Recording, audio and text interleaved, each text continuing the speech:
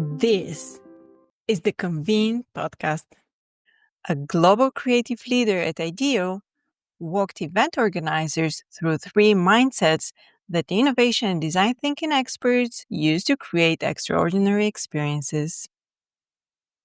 The benefits of cognitive estrangement in meeting design. Written and read by Michelle Russell, editor-in-chief of Convene. People don't leave the world at the door when they come to an event, Alex Gallafent reminded the audience at the beginning of his PCMA Convening Leaders session, More Than One Way to Think, in January in Philadelphia. And the world, he added, is complex, contested, fragmented. Yes, people bring their hopes for connection and learning, but I also think they bring their exhaustion, anxiety, and skepticism. Since we're creating events in a culture that kind of feels more and more unstable, Gallafent said, we might need new ways to anchor ourselves in the work. Gallafent spent 12 years at IDEO, a company widely recognized as a pioneering leader in human-centered design thinking, before launching his own consultancy, Gallafent and Company, early this year.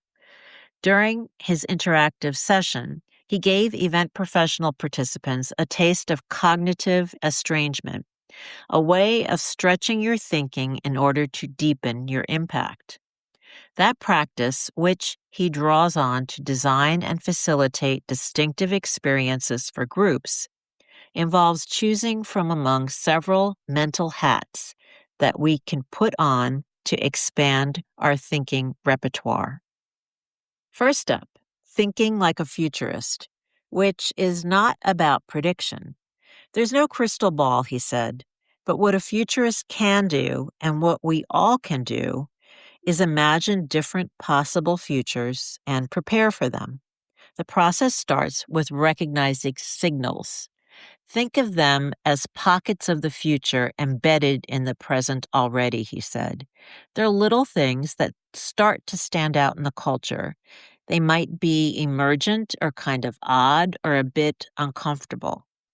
As an example, Gallafent took everyone back to the year 2000, when video rental company Blockbuster had 9,000 stores across the U.S. Despite its big footprint, Blockbuster didn't recognize how its model was showing signs of strain, like late fees. And the company was ignoring another signal. There was a little company called Netflix that had 300,000 subscribers who paid for the frictionless experience of having DVDs mailed to their home with 0 late fees, he said.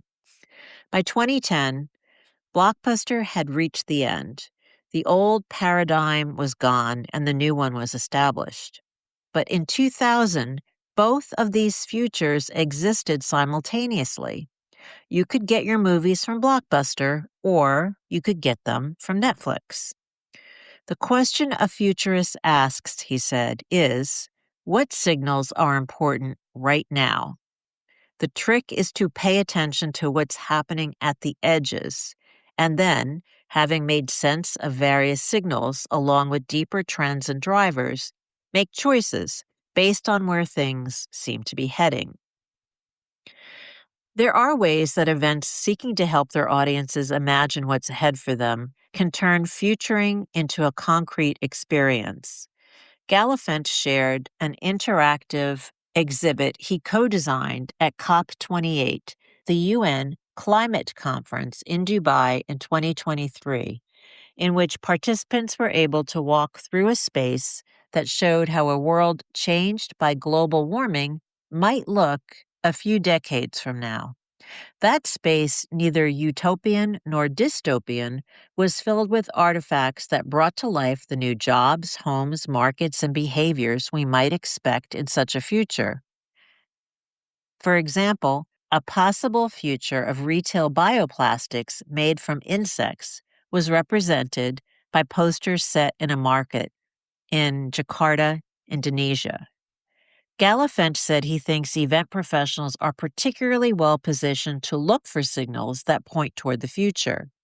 You see people up close all the time and en masse, he said, so you are much more likely than others to see new behaviors or needs popping up in culture or in groups and communities. Game designers are super skilled at creating conditions where people want to play, Galifant said, noting that there are 3.2 billion gamers worldwide. Game designers know that engagement is a choice, he said, and it's the same for events. We have to earn people's attention. We have to invite participants into an experience, he said, that they're willing to engage with. There are many ways to do that, including the design of rituals, he said. For example, in the fantasy tabletop role-playing game Dungeons & Dragons, opening the dice is a signature ritual to indicate that the game has begun. In his own work, Galifet shared how he'd use ritual to enliven a serious topic for a global financial services company by building comfort addressing the big challenges that were being left unspoken, the so-called elephants in the room. To ritualize the shift in mindset, he hid about 500 tiny elephants across the event space for participants to find as the first day began. The ritual of finding elephants at the start of the event set the stage for the important conversations that followed, he said. When you have people in a physical space together, the opportunities for designing amazing experiences are endless, he said. In partnership with the Sundance Institute, Galifant and his IDEO colleagues developed an event format called Creative Tensions, which he described as a conversation that moves. We put people in a space, he said, create a central line down the middle, and host a conversation that explores a set of statements framed as tensions between two extremes. As people hear the tension, they have to take a stand in the room on either side of the line based on where they stand on the issue. Formats like this make participating dramatically more rewarding for people, he said, than sitting through yet another panel. Another way to liven things up? Shift perceptions by setting the table at an event in ways that upend expectations and trigger curiosity. At one event, Galifant chose to leverage the so-called dead spaces in conference areas, like interstitial spaces and corridors, by adding interactive exhibits. Doing that made content stand out, he said, and invited participants to think differently by asking them to behave differently. When you expand your ways of thinking, when you draw on what the moment calls for, you become more capable, more adaptive, more creative, Galifant said in summing up his session. You can create events that meet people where they are and invite them into something better. Critically, he underscored the power of live events. We don't just want to know of things, he said. We don't want to just be recipients of information, which is what AI gives us. We want to know things for ourselves, in our bones. We want to feel things. And he added, we want to not feel alone. Any space where people come together in all of our glorious differences, I think, is a kind of sacred space. As a society, I don't think we can function healthily without these kinds of spaces, which means I don't think we can do without you. Think like a journalist. A third mental hat Alex Galifant invited the PCMA audience to try on is that of a journalist. A former international correspondent for the BBC and U.S. Public Radio, Galifant said, a journalist's superpower is, among other things, practiced skepticism. Journalists assume that nothing is true unless it has been verified. Using a journalist mindset can protect us from our own biases, he said. Great journalists ask naive questions without embarrassment, such as, why? Says who? Why does this really matter? Can you explain that to me again, please, so I really understand it? This is the power of questions. They cut through jargon, they cut through assumed knowledge, and they ground choices in real needs. When we stay curious longer and keep asking good, hard questions, he said, we design our events with greater care.